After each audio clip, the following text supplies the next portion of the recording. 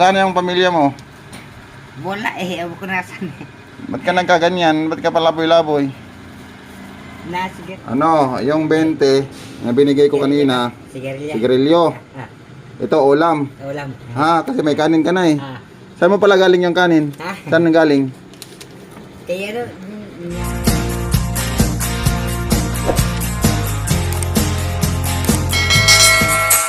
So yun na nga guys, habang nagliligpit tayo ng mga gamit dito sa pwesto natin dahil aalis na tayo rito at mayroon ng ibang aarkila. Biglang bumalik yung regular na customer ko guys. Manghihingi daw siya ng pambiling ulam. Ayan o. Binigyan ko na to siya ng 20, bumalik uli. Panood. Bili ka ng ulam ha? Ha? Yan o, may andahan dyan. O yan, sira na yan. O. Bili mo ng ulam. Tapos, ano, yung 20 na binigay ko kanina, sigarilya. sigarilyo. Ah, Ito, ulam. ulam. Ha, kasi may kanin ka na eh. Ah, Saan mo pala galing yung kanin? Ah. Saan nang galing? kaya ano, nagdanan ako eh, inaras ko eh. Ha? Sabi, bora wala ano, na piraso ito, ay 5. Kanin na may ulam yan. Oh, yung ano, 20, pambili mo ng UC. Ah, Yung binili ko sa'yo, binili ko sa kanina, no? Tapos, yung 50, ulam, ha? yung manok na lang na. Oo, para kumain ka. Tapos, umuwi ka na sa inyo, no? Saan ka ba na uwi? Ha? Ano na? Anong pangalan mo? Ha? Anong pangalan mo? Arnold po.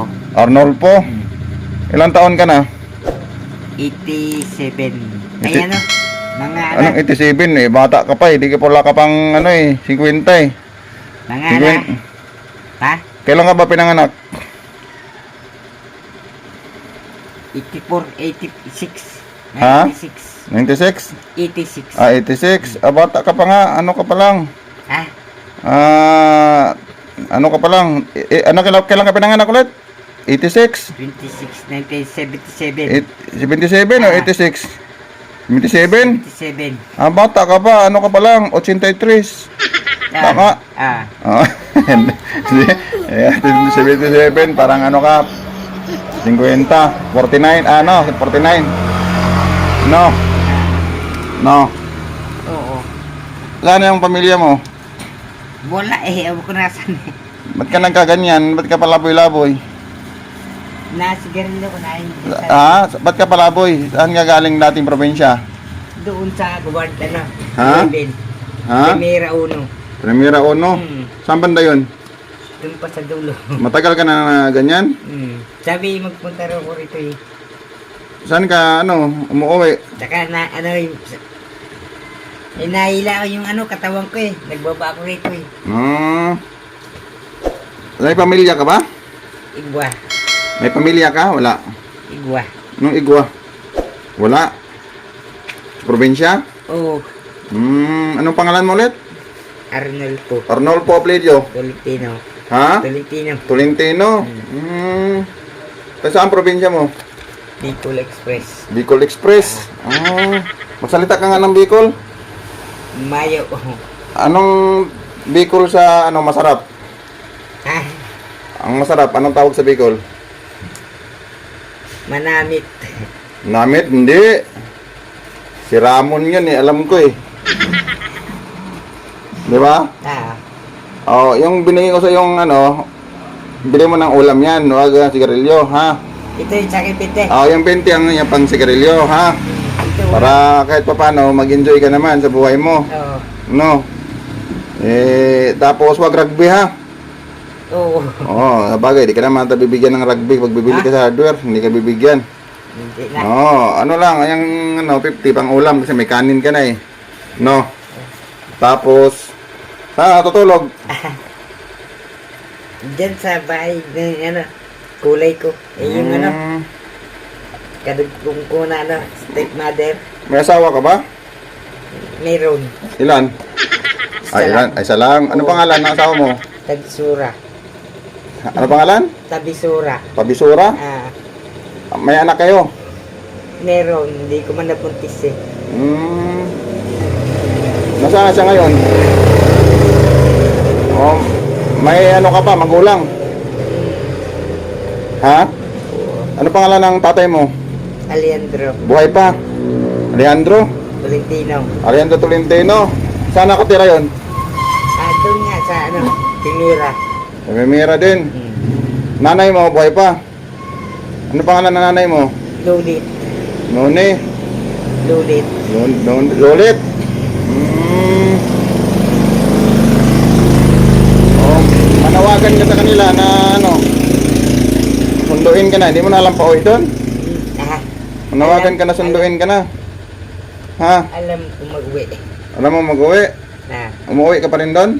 Sa ano yun, Primera? Anong mo, nickname mo? Anong palayaw mo? Arnie? Arnold. Arnold? Oh. Sige, uwi ka na doon ha. Tapos pag nagutom ka, balik ka lang dito. Ha? Bigyan kita ulit ng pambili ng ano, ulam. Sige. Ba? Oh, sige.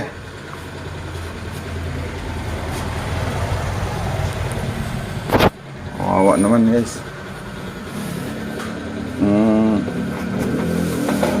Madaan yun dito minsan eh. Binibigyan ko yun ng pagkain. Ay, pagkain yung ito, Maria. Hindi daw ng ano, Yusi. Ay, kawawa naman din eh. Binibigyan na lang natin ito paano. Diba? Mag-enjoy naman siya sa buhay niya. Kawawa naman din. Hindi natin alam kung anong dahilan ba't sila nagkaganyan, diba? Natin alam, kaya mahirap maghusga porque nagkaganon yung tao, ihuhusgahan mo na, diba? Hindi natin alam kung dahilan eh, yung iba dyan depressed, diba? Kaya wala tayong karapatan na maghusga sa isang tao na pag nagkaganyan, kasi nagkakasakit lahat ng tao pwede magkaganyan eh. Depression yan eh. Yung mga halimbawa maraming dinaanan na pagsubok sa buhay, hindi kinaya, no? Kaya nagkaganon. Yung iba naman eh nalulong sa bisyo. Pero bago nagbisyo may dinaan ng problema, kaya nagbisyo at nagkaganon. Kaya di rin natin pwede silang husgahan kasi di natin alam, hindi nila ginusto maging ganon sila, diba? Kaya kung hanggat meron tayong naitulong, tulungan na lang natin kasi paano, kapwa-tao din natin yan, diba? Eh, pwedeng yung nangyari sa kanila in the future, pwedeng mangyari sa atin din kasi isang ano yan eh, karamdaman na mahirap na pagkaganon na istis, mahirap na tawag nito, malunasa. Kaya alam ko yan kasi may nagiging kapatid din kasi akong ganyan. Kahit anong gamot namin, wala. Kahit anong doktor, pinala na namin sa anong ospital, wala eh. Hindi talaga kinaya. Minsan bumabalik sa katinuan, tapos babalik ka din sa, kaya relate ko yung mga ganun tao. Nangyari naman sa kapatid ko na nalipasan siya ng gutom na may kasamang takot dahil naglakad siya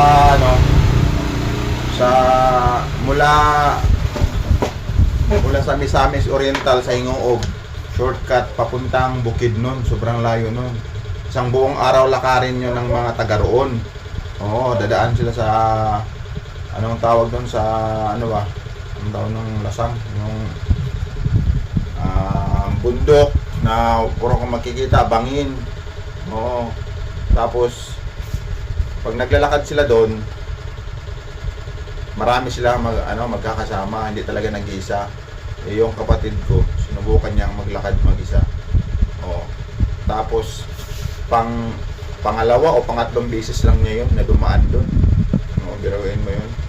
Naligaw siya, imbis na naglakad siya ng alas 4 ng madaling araw, dapat makarating siya pa lang alas 3 ng hapon. Makauwi, inabot na ng alas 7 ng gabi, hindi pa nakarating kasi nga naligaw pala siya. yung baon niyang kanin, hindi niya nakain dahil sa sobrang takot.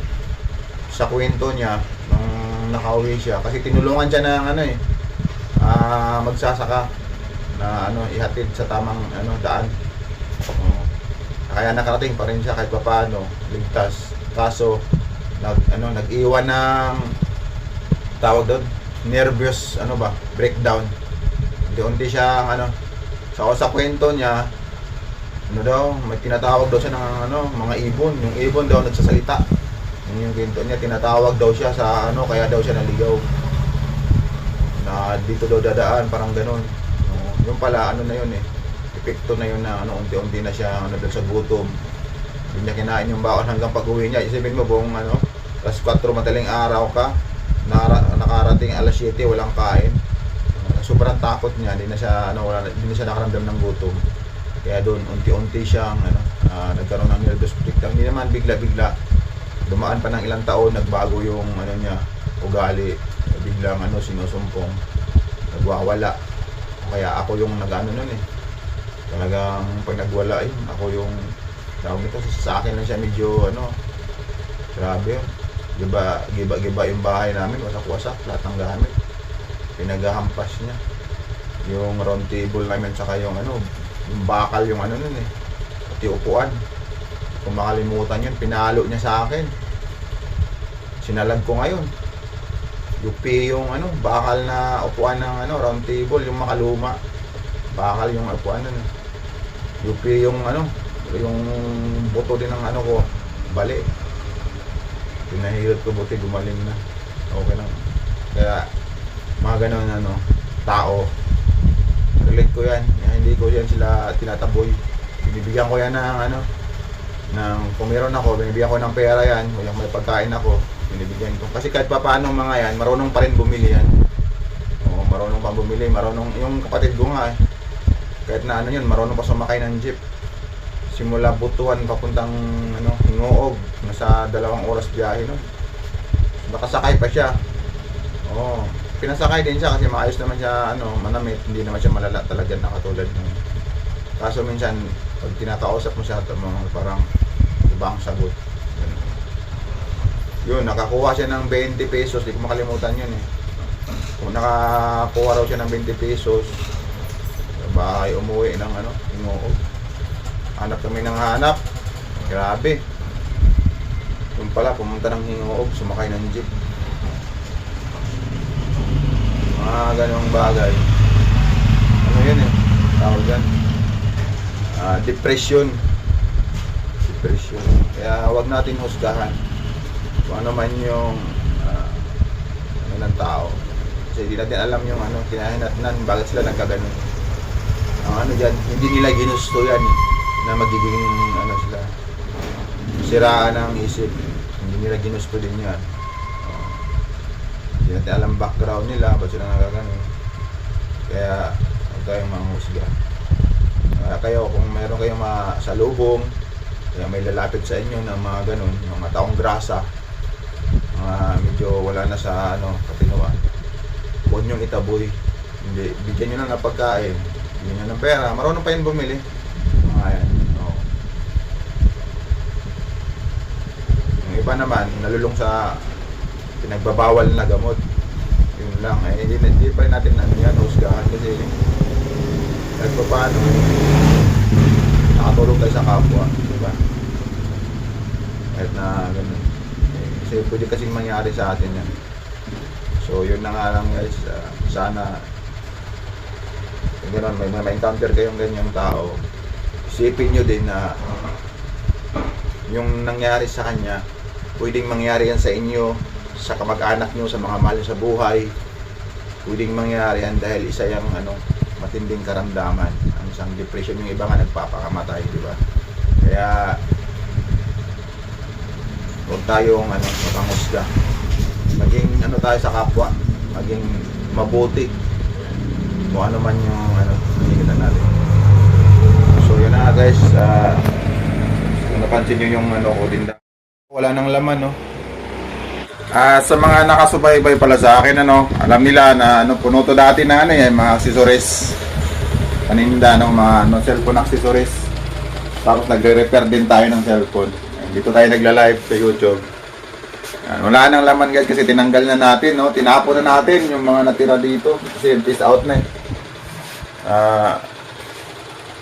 Halos umabot tayo dito ng 8 taon. Mag 8 taon ako sa May 20 rito, 2026. Kasi nag-start ako rito magtinda